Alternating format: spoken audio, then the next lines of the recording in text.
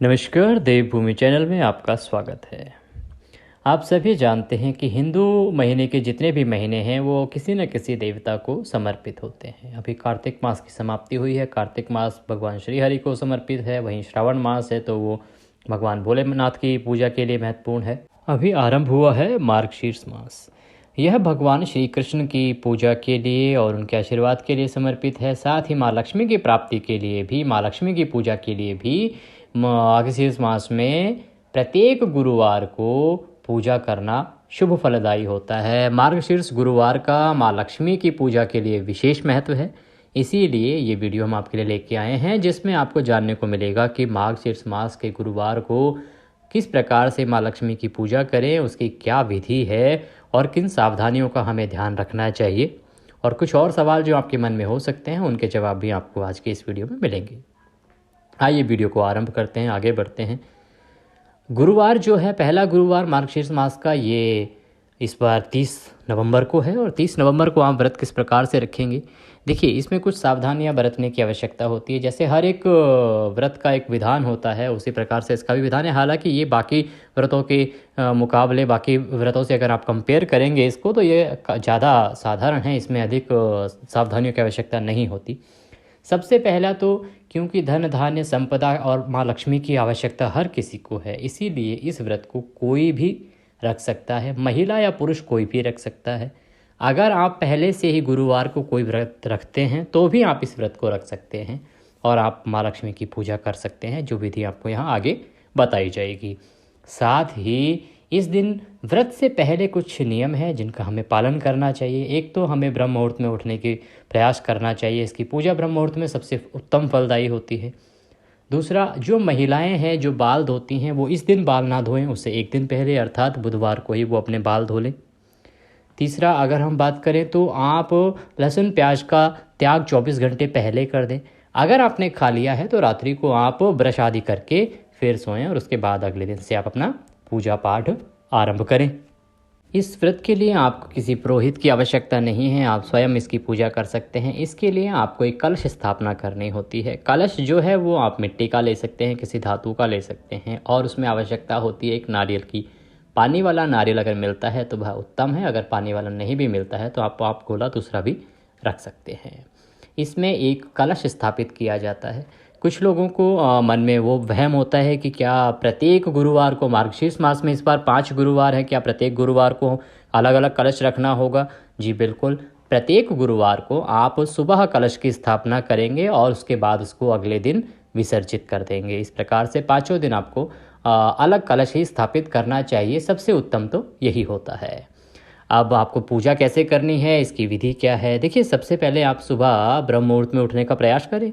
ब्रह्म मुहूर्त में नहीं उठ पाते हैं तो भी सूर्योदय से पहले उठ जाएं, स्नान आदि से निवृत्त हो जाएं और उसके बाद आपका जो मंदिर है या जो भी आपका पूजा स्थल है वहाँ पे उत्तर की ओर मुँह करके बैठें।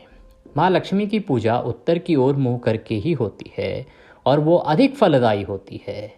अगर आपके यहाँ पे मंदिर में इस प्रकार की व्यवस्था नहीं है या पूजा स्थल इस प्रकार से है कि जहाँ पे आप उत्तर की दिशा में मुँह करके नहीं बैठ सकते, तो आप अपनी बालकनी में जाके या छत पे जाके उत्तर की ओर मुँह करके माँ लक्ष्मी का एक बार आवाहन अवश्य करें।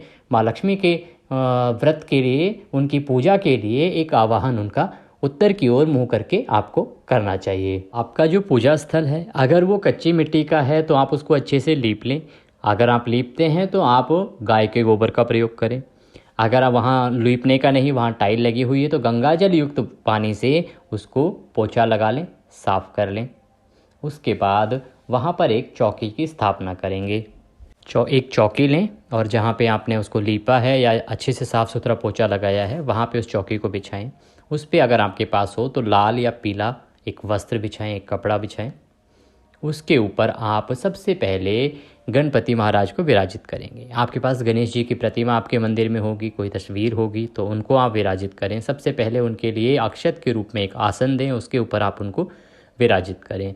आपके पास अगर तस्वीर भी नहीं है और कोई मूर्ति भी नहीं है, प्रतिमा नहीं है, तो आप के पास अगर सुपारी है तो आप सुपारी को भी उसके रूप में वहाँ पे स्थापित कर सकते हैं। गणेश जी के बाद आप माँ लक्ष्मी को वहाँ पे स्थापित करें। माँ लक्ष्मी को स्थापित करने के लिए उनको सबसे पहले पुष्प और अक्षत से स्थान दें और उसके ऊपर आप उनकी प्रतिमा, तस्वीर जो भी आपके पास है उसको वहाँ पे स्थापित करें। अगर आपके पास ये कुछ भी नहीं है तो जो कलश है उसको भी आप माँ लक्ष्मी के रूप में पूज सकते हैं। कलश के लिए जो आपने नारियल लिया है उस नारियल को भी आप माँ लक्ष्मी के रूप में पूजा उसकी भी कर सकते हैं। अगर आपके पास तस्वीर या प्रतिमा होती है तो वह सबसे उत्तम है, उनको स्थापित करें। आप भगवान विष्णु को स्थापित करें और क्योंकि इस मास में भगवान कृष्ण की पूजा की जाती है इसलिए अगर आपके पास भगवान श्री कृष्ण की कोई प्रतिमा या मूर्ति वहाँ पर स्थापित होती है तो वह उत्तम है। इन सभी को स्थापित करने के बाद आप सबको गंगा जल से स्नान कराएंगे बारी बारी से। गंगा जल से स्नान कैसे होता है? एक साफ लोटा लीजिए, लोटे में आप पानी लीजिए, उसमें थोड़ा सा कुछ बूंद गंगा जल डाल लीजिए और उससे सांकेतिक स्नान। अगर आपके पास पुष्प है तो पुष्प को पानी में डुबोइए और थोड़े थोड़े छींटे आप सभी प्रतिमाओं पे दीजिए। उसके बाद उन सभी को एक स्वच्छ वस्त्र से साफ कीजिए। साथ में आपने कलश रखा होगा, कलश आप मिट्टी का ले सकते हैं, मिट्टी का नहीं तो किसी भी प्रकार की धातु का कोई लोटा ले सकते हैं, वो लीजिए। उसके ऊपर आम पल्लव जो है आम के पत्ते हैं उनके साथ में कलश लीजिए। कलश पर या तो एक चुन्नी लपेट लीजिए अन्यथा कोई वस्त्र आप उस पर लपेट लीजिए और उसको वहाँ पे स्थापित कीजिए। आपके पास वस्त्र या कुछ भी नहीं हो तो आप कलावा धागा मौली लीजिए और मौली से उसको लपेट के और उस कलश के ऊपर स्थापित कर दीजिए। कलश को जब आप स्थापित कर रहे हैं तो उससे पहले आपको वहाँ पे पूजा करके और कुछ अक्षत, क्योंकि जब भी हम किसी चीज़ की प्रतिष्ठा करते हैं तो उसको आसन देने के लिए हम अक्षत जो है उनका आवाहन करके वहाँ पे छोड़ते हैं और उसके ऊपर स्थापित करते हैं। अक्षत साफ डालने से पहले ये देख लें कहीं ऐसा ना हो कि कलश उनके ऊपर से गिर जाए या उसका बैलेंस ख़राब हो जाए। तो अक्षत इस प्रकार से डालें कि वो बैलेंस उसका जो है वो बना रहे। उसके बाद आप कलश स्थापना कर चुके हैं, आप शुद्धोदक स्नान सभी को करा चुके हैं। फिर आप कलश को भी शुद्धोदक स्नान अपने साथ में ही कराना है। आप उनको तिलक लगाएंगे जी, कुमकुम से सबको तिलक लगाइए, गणपति को तिलक लगाइए, माँ लक्ष्मी को तिलक लगाइए, विष्णु जी कृष्ण जी आपके पास है उनको तिलक लगाइए और कलश देवता नारियल को तिलक कीजिए, अक्षत लगाइए। आप सभी को वस्त्र के रूप में मौली अर्पित कीजिए। मौली अर्पित करने के बाद उनको पुष्प अर्पित कीजिए। मालाएं आपके पास हैं तो मालाएं पहनाइए। पुष्प अर्पित करने के बाद मालाएं आपने अर्पित कर दी, उसके बाद आप उनको, अगर आपके पास लौंग इलायची आदि हैं तो वह अर्पित कीजिए। पान का बीड़ा है तो उसमें लगा के लौंग इलायची सुपारी आप माता को अर्पित कीजिए। साथ ही क्योंकि माँ लक्ष्मी का व्रत है उसमें श्रृंगार की वस्तुएं आवश्यक हैं, तो आप माँ लक्ष्मी के लिए, माँ लक्ष्मी के प्रति श्रृंगार की जो वस्तुएं आती हैं महिला श्रृंगार की, वो माता को अर्पित कीजिए। माँ के अगर चरण कमल आपके पास हैं तो वो भी आप वहाँ पर स्थापित कर सकते हैं, उनकी भी पूजा आप इसी प्रकार से कर सकते हैं। अगर नहीं है तो आपने तस्वीर को स्थापित किया है वह काफ़ी होगा आपके लिए। इस प्रकार से आप पूजा के अंतिम पड़ाव पर आके माँ भगवती को मीठी का भोग लगाएंगे, मिठाई का भोग लगाएंगे, क्योंकि सुबह में सिर्फ या तो फल का भोग लगता है या तो मिठाई का लगता है, इसीलिए माता को भोग लगाइए। पूजा में अगर आपके पास गोमती चक्र या फिर कौड़ियाँ हैं तो उनको आप अवश्य रखें, क्योंकि ऐसा माना जाता है कि कौड़ी जो है माँ लक्ष्मी को आकर्षित करती है, इसीलिए आप कौड़ी को वहाँ पर अगर रखती हैं पूजा पात्र में तो वह आपके लिए उत्तम रहेगा और पूजा के लिए वह सर्वश्रेष्ठ माना गया है। बस अगर कौड़ी है या गोमती चक्र है तो उसको वहाँ पे रखिए और उसकी भी पूजा इसी प्रकार से कीजिए। पहले गंगा जल से स्नान कराइए, फिर उनको तिलक लगाइए, मौली अर्पित कीजिए, पुष्प अर्पित कीजिए और माँ भगवती से प्रार्थना कीजिए।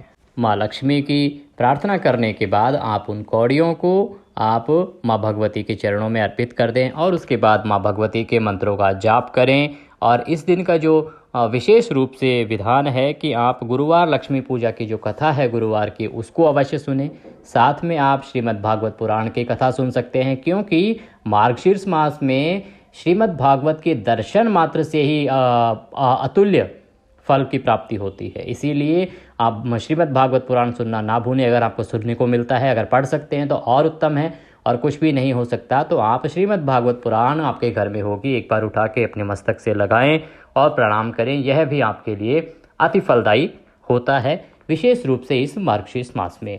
इसके साथ ही आप हमारे चैनल पे भी श्रीमद् भागवत पुराण की अध्याय यहाँ पे सुन सकते हैं। साथ में मार्गशीर्ष मास जो है इसकी कथा हमारे यहाँ पे सुनाई जाती है, उसको भी आप अवश्य सुने। और इस प्रकार माँ भगवती की पूजा, माँ लक्ष्मी की पूजा समाप्त करें। माता से प्रार्थना करें कि हे माता, आपकी हमने जो पूजा की है इसमें कोई गलती, कोई त्रुटि हमसे हुई हो तो उसके लिए हमें क्षमा करें, क्योंकि हम तो अज्ञानी जीव हैं, और आप अपना आशीर्वाद हमें प्रदान करें। इसके निमित्त हमारे पास देने के लिए आपका कुछ नहीं है। मालती मलका जाती, आप माता जी को पुष्प अर्पित कीजिए और पुष्पांजलि के बाद माता को प्रणाम कीजिए।